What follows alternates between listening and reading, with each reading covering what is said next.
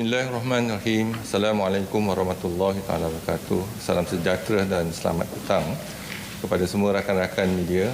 Berdiri bersama saya ialah Datuk Dr. Harian, Dr. Hisham dan Dr. Noor Hisham. Kementerian Kesihatan Malaysia ingin memaklumkan bahawa terdapat 121 kes yang telah pulih dan dibenarkan discharge pada hari ini. Ini menjadikan jumlah kumulatif kes yang telah pulih sepenuhnya daripada jangkitan Covid-19 dan telah discharge pada ward adalah sebanyak 1,608 kes, iaitu bersamaan dengan 38% daripada jumlah keseluruhan kes. Sehingga 9 April 2020 jam 12.30 hari, terdapat 109 kes baru yang telah dilaporkan. Ini menjadikan jumlah kes positif Covid-19 di Malaysia adalah sebanyak 4,228 kes. Ini bermakna bilangan kes yang discharge hari ini juga adalah melebihi daripada bilangan kes baru yang dilaporkan. Sehingga kini seramai 72 kes positif Covid-19 sedang dirawat di unit rawatan rapi iaitu ICU. Daripada jumlah tersebut, 43 kes memerlukan bantuan pernafasan.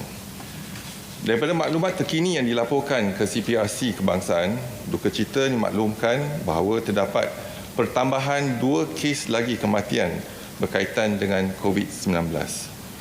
Justru jumlah kumulatif kes kematian COVID-19 di Malaysia adalah sebanyak 67 kes, iaitu bersamaan dengan 1.58% daripada jumlah keseluruhan kes. Kes kematian ke-66 iaitu kes 2,798 merupakan lelaki warga negara Malaysia berumur 59 tahun dan mempunyai latar belakang penyakit autoimun dan beberapa penyakit kronik yang lain. Dia mempunyai sejarah menghadiri perhimpunan di Seri Petaling. Beliau telah dirawat di Hospital Melaka pada 31 Mac 2020 dan disahkan meninggal dunia pada 9 April 2020 jam 5 pagi. Kes kematian ke-67 iaitu kes 2,864 merupakan perempuan warga negara Malaysia berumur 23 tahun dan mempunyai latar belakang penyakit tiroid.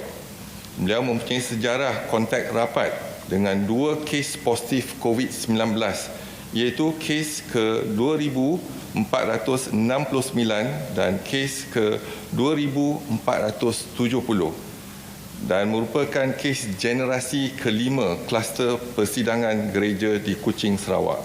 Beliau bukan peserta persidangan tersebut. Beliau telah dirawat di Hospital Umum Sarawak pada 30 Mac 2020 dan disahkan meninggal dunia pada 9 April 2020 jam 9.42 pagi. Kementerian Kesihatan mengucapkan takziah kepada semua ahli keluarga mereka. Sehingga 9 April 2020 jam 12.30 hari, pihak Kementerian Kesihatan telah mengesan sebanyak 416 kes positif COVID-19 di kalangan bukan warga negara Malaysia, termasuk 1 kes kematian warga negara Pakistan iaitu kes kematian 65 atau kes 1906 yang telah dilaporkan semalam dan kes kematian 41 iaitu kes 1275 seorang warga negara Indonesia di Kuching, Sarawak. Daripada jumlah 416 kes dijangkiti COVID-19, antara negara utama yang adalah 51 kes terdiri daripada warga negara Indonesia, 37 kes terdiri daripada warga negara India, 31 kes terdiri daripada warga negara Myanmar, 29 kes daripada warga negara Pakistan dan 27 kes daripada warga negara Filipina. Kementerian Kesihatan bekerja rapat dengan pihak United Nations High Commission for Refugees iaitu UNHCR bagi memastikan golongan pelarian dan pemohon suaka turut diliputi dalam aktiviti pengesanan dan kawalan yang dilaksanakan oleh pihak kerajaan. Selain itu, Kementerian Kesihatan Malaysia juga mendapat banyak bantuan daripada badan bukan kerajaan dan juga sukarelawan dalam menjalankan aktiviti pengesanan di lapangan dengan penlibatan anggota di peringkat pejabat kesihatan daerah. Di wilayah Persekutuan Kuala Lumpur sahaja, seramai 137 orang sukarelawan dan pelbagai sektor telah bekerja keras bagi sama-sama menjalankan aktiviti pengesanan. Kementerian Kesihatan mengucapkan terima kasih kepada semua yang terlibat. Pada peringkat awal, Institut Penyidikan Perubatan iaitu IMR merupakan satu-satunya makmal yang terlibat secara langsung dalam memulakan dan menjalankan ujian pengesanan COVID-19 di Malaysia. Kapasiti makmal kini telah diperluaskan dan diperkukuhkan melibatkan 43 buah makmal daripada sektor awam, universiti dan juga sektor swasta. Terkini kapasiti maksima makmal untuk menjalankan ujian pengesanan dan pengesahan COVID-19 adalah sebanyak 11,500 kes sehari. Kementerian Kesihatan Malaysia menyeru rakyat Malaysia supaya mematuhi segala arahan berkaitan dengan Perintah Kawalan Pergerakan. Kegagalan mematuhi mana-mana arahan tersebut sekiranya disabitkan dengan kesalahan boleh dikenakan hukuman di bawah Seksyen 24 Akta 342. Semasa berada di rumah, Kementerian Kesihatan Malaysia ingin menasihatkan orang awam agar sentiasa mengamalkan tahap kebersihan yang tinggi pada setiap masa, seperti kerap mencuci tangan dengan menggunakan air dan sabun serta sentiasa amalkan jarak yang selamat iaitu sekurang-kurangnya 1 meter daripada orang lain. Kementerian Kesihatan Malaysia akan terus memantau perkembangan kejadian COVID-19 melalui segala maklumat yang diperolehi dan akan maklum kepada rakyat daripada masa ke semasa. Sekian, terima kasih. Kalau ada apa-apa soalan.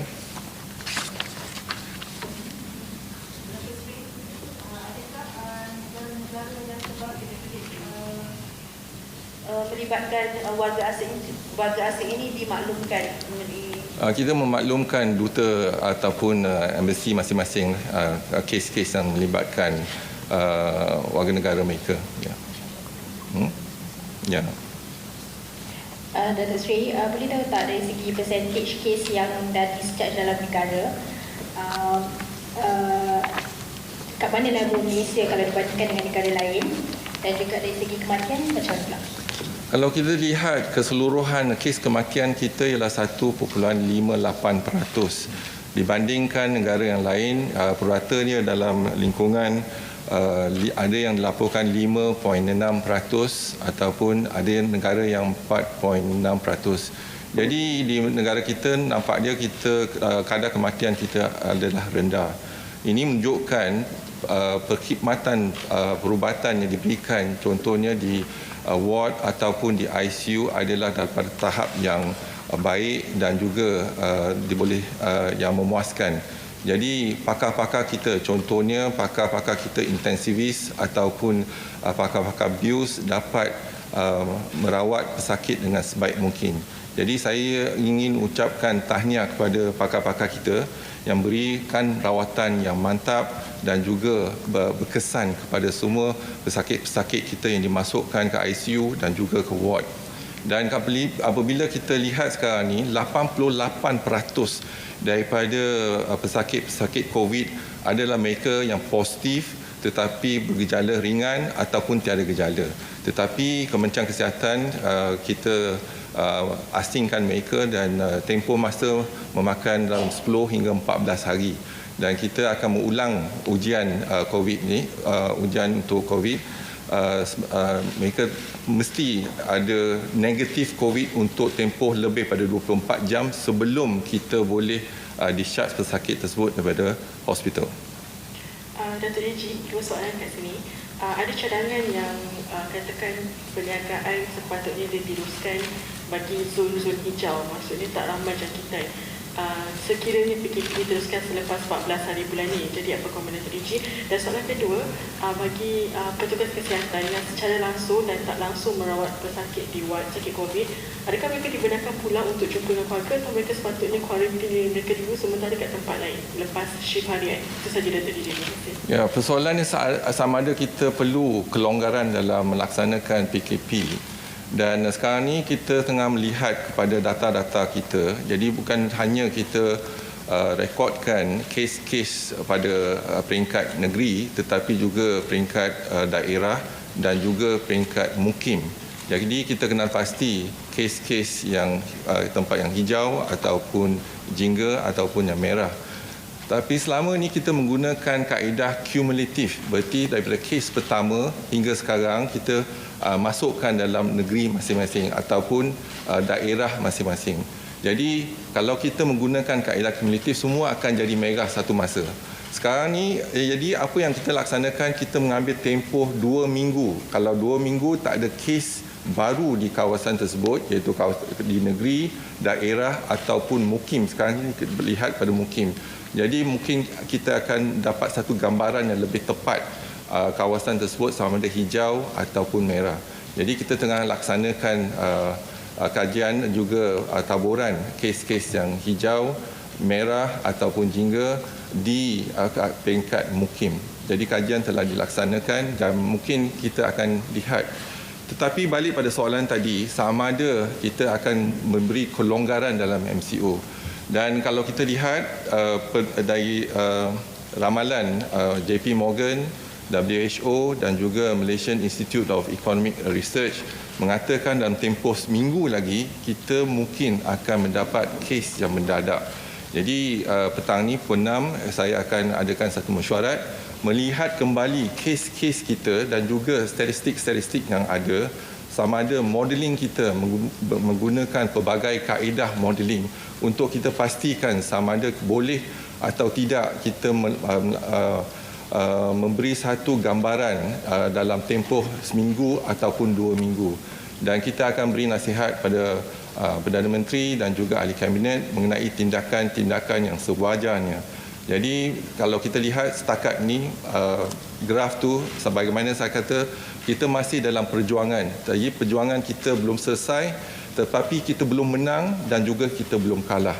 Dan apa yang harus kita laksanakan ialah memantapkan dari segi tindakan kita, tindakan kesihatan awam, dan juga kita mantapkan khidmatan kita di hospital, contohnya di ward untuk penyakit pesakit COVID dan juga di ICU.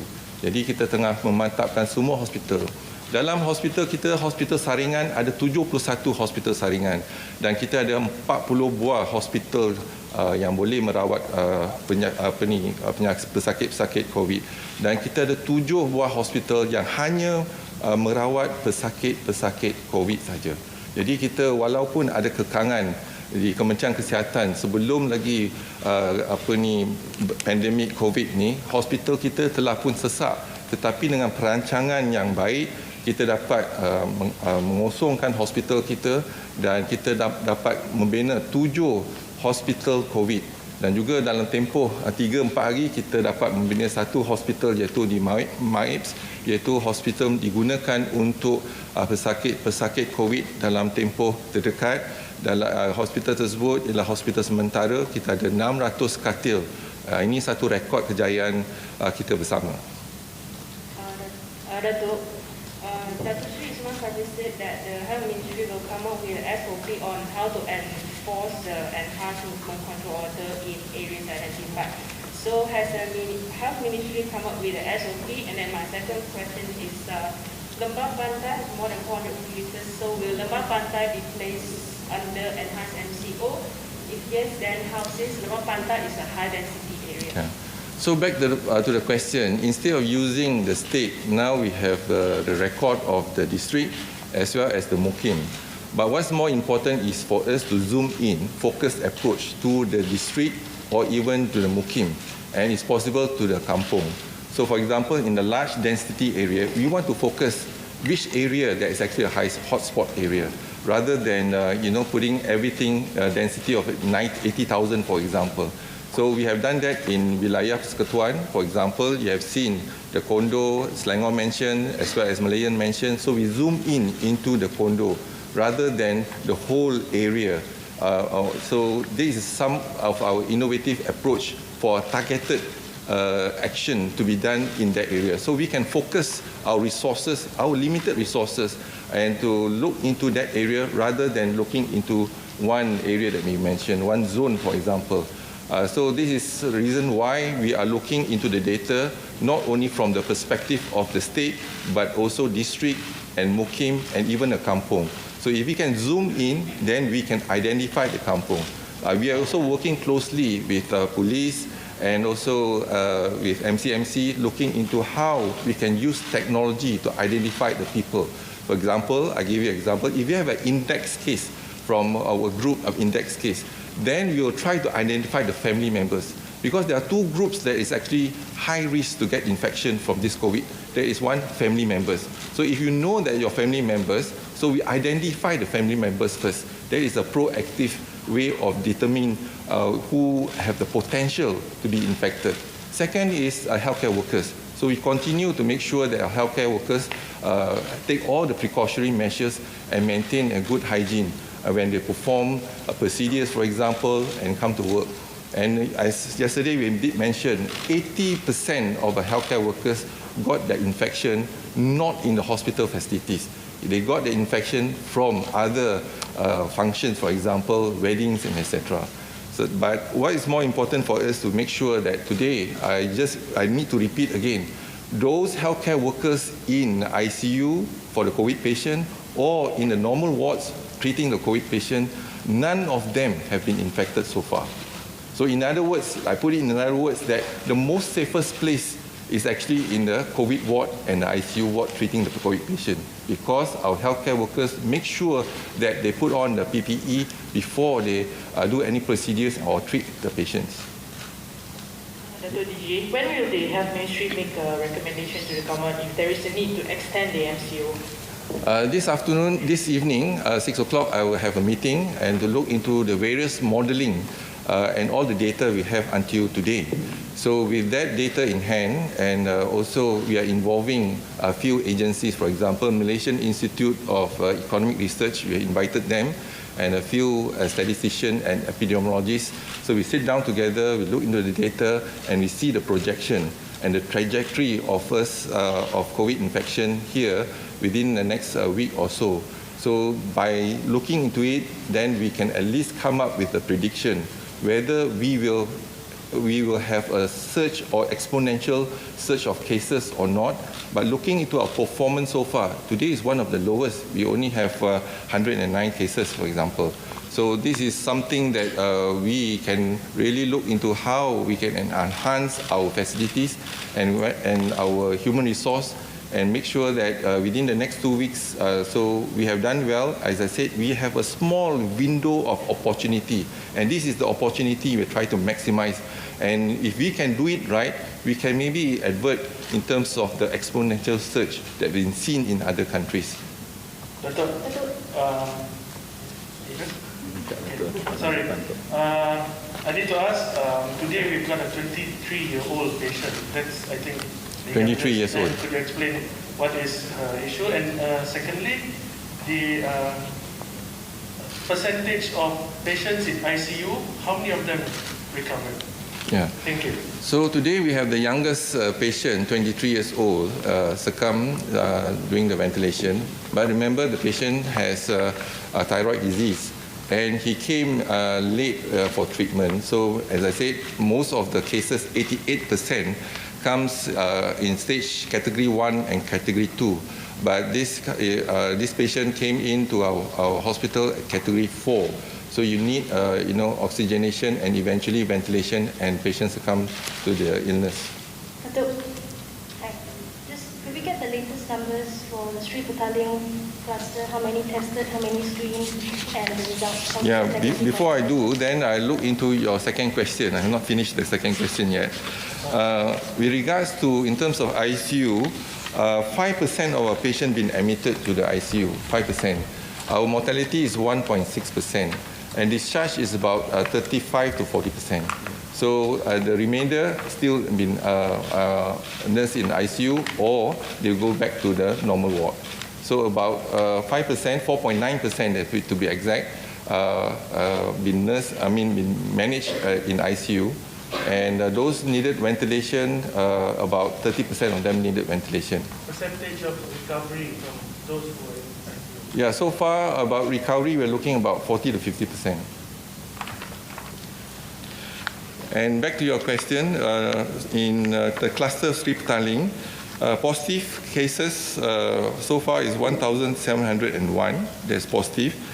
Then negative 17,217. And the sample so far we have taken 21,970. 21,920. And we still have the index case 766. First generation infection 704. Second generation 198. Third generation 19. Fourth and fifth generation 7 and 7. What about the other clusters as well as the enforced ICU? So from other clusters, for example, when we look into the imported cases from Italy, there's no new case, but total case 41, and and there's 5 deaths in the Italian group. And kluster persidangan agama di gereja di Kuching, kes baru tak ada. Jumlah kes keseluruhan ialah 110.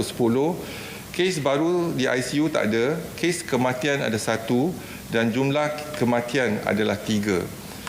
Kluster kenduri di Bandar Baru Bangi, kes baru di Kesan ialah 1 kes dan jumlah kes terkini ialah 95 kes. Kes sembuh ialah 16 tambah 1. Dan kes ICU, 2 kes masih dirawat di ICU dan kes kematian tak ada. Kluster di Rembau, kes baru yang dikesan 2 kes. Jumlah kes terkini ialah 29 kes. Semalam kita laporkan 27 dan kes sembuh tak ada lagi. Kes di ICU adalah 2 kes dan kes kematian tak ada lagi.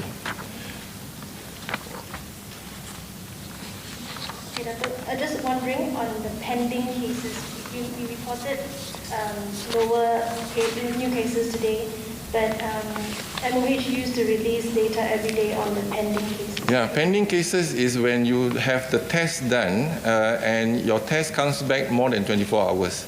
So when your test comes back more than 24 hours, because our reporting is every day at 12 noon, so there will be pending cases maybe 1 day or 2 days depending on the results. So we thought that it's a bit confusing for us to use the pending cases. Every day we have pending cases because every day we are testing the people. So we are having the sample and we are testing the sample. So what we are doing now is that perhaps we will give you the numbers of cases that we manage every day. So yeah, so from today, we have done a total of 69,675 cases. That means bidangan individu yang diuji 69,675 case for today. So this record, you can see capacity Harian makmal COVID-19. Every day, the numbers we are increasing our capacity from 4,600 to now about 10,000 cases. So we are trying our best to increase our full capacity, probably 11,500. So once we reach that, then we need to expand further. So we need to find a test. Maybe the best test would be a rapid antigen test kit that have a short turnaround time as well as portable. That means you can do at point of care. So if we have this rapid test kit that is reliable and accurate, then perhaps that's the solution for us to expand our investigation in our clinic, even and hospital. Just on the evaluation of the rapid test, the antigen rapid test kit that we received, what is the result? So far, we have done a number of investigations, but none have shown promising reliability as well as accuracy. So we will continue. Today, I was informed there's another batch coming in, so we are testing them again until we find a reliable and accurate rapid test kit that we can use it in our field. are some concerns raised online that there are some cardiac patients who have been discharged to make way for COVID-19 patients. Can you address this? So we realized that when we decant some of our cases and we have cancelled all our elective cases in a COVID hospital, so we decant them to our district hospital. So and our team, lock, stock and barrel, surgical department, orthopedic department, all moved to our district hospital, and they continue to see cases and to perform surgery in our district hospital. That's one. Second is that we refer some of our cases to our university hospital. And if, for example, semi-emergency cases, we refer to them. And even elective cases, we also refer to them. And we also been given by the government that we can buy services sending non-COVID patient to the private hospital. But we have negotiated the pricing. It's not the normal pricing that we given to Ministry of Health. So we have negotiated the cost as well as we are sending a patient to non-COVID patient to the private hospital. So this and IJN as well, we included for heart patient, for example, we send them to IJN because we already have a close working relationship and MOU with IJN. We've been sending our patient to IJN as well. Terima kasih, Datuk. Ada dua soalan. First, mungkin Datuk ada update berapa jumlah sekarang ni bekas pesakit COVID yang sudah menderma plasma darah. Second, kalau kita tengok sekarang ni ramai bekas pesakit COVID, diorang post dekat media sosial dan yang berkongsi, ada yang berkongsi kesedaran. Tapi ada antara mereka yang berkongsi soal penyakit tersebut tidak berbahaya. Jadi, adakah ini menjadi punca kenapa masyarakat ingkar PKP dan Datuk bukan ada nasihat kepada mereka yang share sekarang ini? Terima kasih. Sekarang ni dalam yang menerima darah mungkin ada yang tampil ke depan untuk menerima darah, tapi jadi kita menggalakkan mereka, tetapi sebelum mereka dapat menerima darah, mereka kena melalui proses saringan yang diulangi, iaitu contohnya saringan COVID, saringan penyakit berjangkit. Jadi kita kena laksanakan dan juga kita kena ada kaunseling kepada pesakit tersebut. Dan kalau pesakit tersebut setuju, baru kita rujuk kepada pusat darah negara dan untuk mereka mendermakan darah. Dan yang darah ada dua komponen, darah merah dengan plasma. Yang kita perlukan ialah plasma. Dan yang mereka boleh tampil ke depan untuk menderma dan kita menggalakkan. Jadi dari segi angka dia, saya tak ada angka dia sekarang sebab proses ni masih berjalan. Dan kita harapkan mereka menderma darah iaitu plasma dan darah merah kita pulangkan kepada pesakit tersebut. Jadi dia tak ada rasa kekurangan darah. Setiap 2 minggu contohnya dia datang derma plasma tapi darah merah kita pulangkan. Jadi itu salah satu cara kita untuk membuat penyidikan. Dari segi kita juga hantar darah plasma tu ke IMR untuk menjalankan penyidikan dan sebagainya. Jadi itu proses yang selalu kita jalankan. Dan memang betul kata dalam 88% daripada pesakit yang datang ke hospital positif tetapi mereka tak ada gejala ataupun gejala ringan.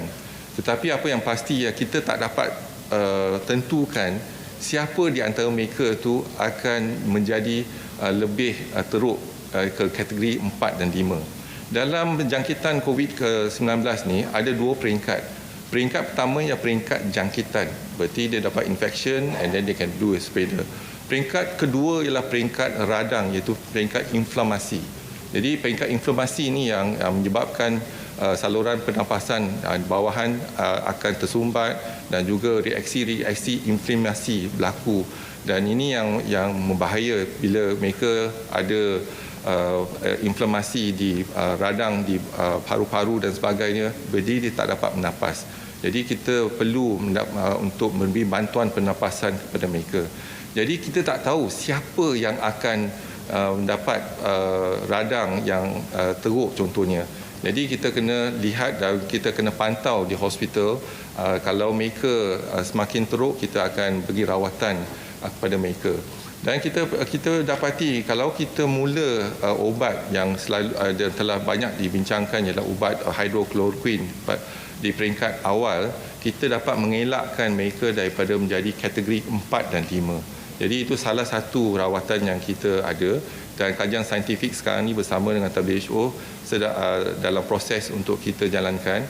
Dan walau bagaimanapun sebelum kajian tu kita menggunakan obat-obat ni secara off-label. Off-label maksud dia kita tidak recommend untuk ataupun tidak dikhaskan untuk rawatan COVID, tetapi kita guna off-label use untuk penyakit COVID.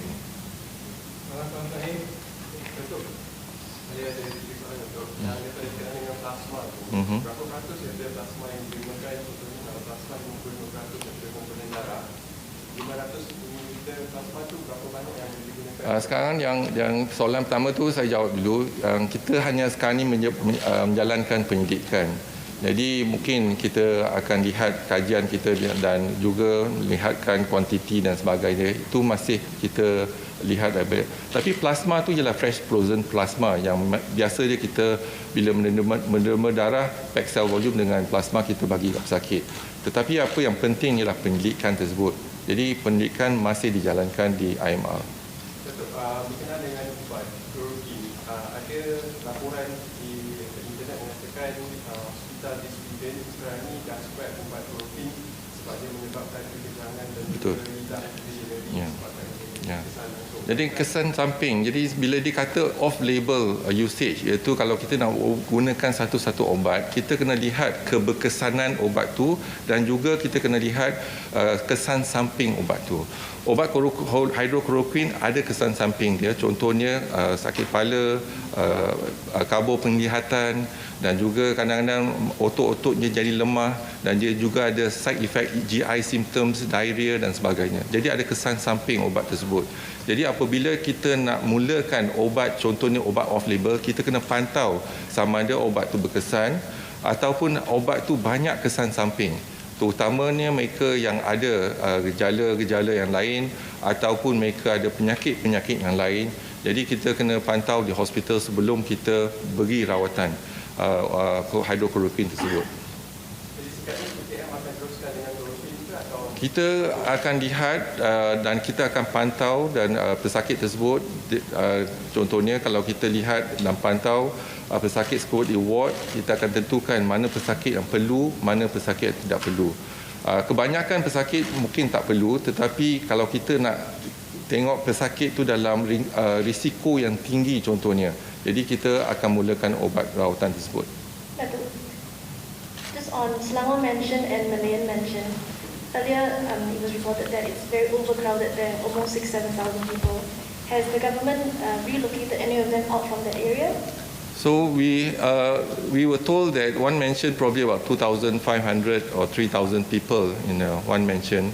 But more important for us is that we have actually gone in. I'm sure you have seen the video of our staff doing active case detection when they are all putting on their PPE house to house and then get the documentation, finding who is who, and make sure that the close contact. We have 15 cases coming from these two mentions. And once we have the 15 patients already been removed in our hospital. But what is more important, the close contact to these 15 patients. So we are searching for them as fast as possible and try to contain them and test them as well. So if we manage to identify them, trace them, and then we will test them and isolate them and treat them. So the process is still ongoing. No, we don't need to relocate them unless they are positive. Then we relocate them or isolate them in our hospital. Okay, terima kasih.